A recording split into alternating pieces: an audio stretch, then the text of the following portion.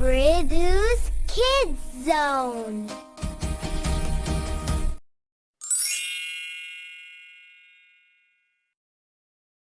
ഒരു ചെറിയ മുയൽ ഒരു ആപ്പിൾ മരത്തിന്റെ താഴെ ഉറങ്ങിക്കൊണ്ടിരുന്നു. ഒരു വലിയ ശബ്ദം കേട്ട് മുയൽ കണ്ണു തുറന്നു നോക്കി.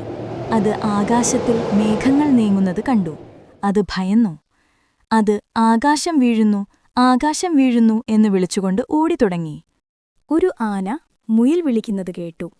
അത് മുയലിനോട് തന്റെ പുറത്തു കയറാൻ പറഞ്ഞു.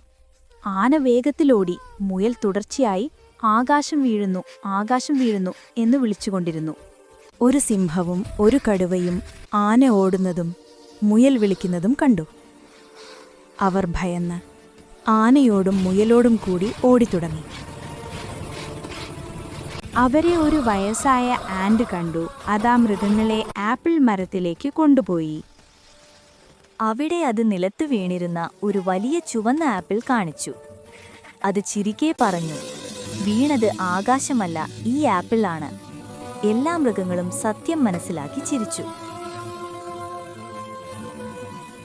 Like and subscribe for more videos.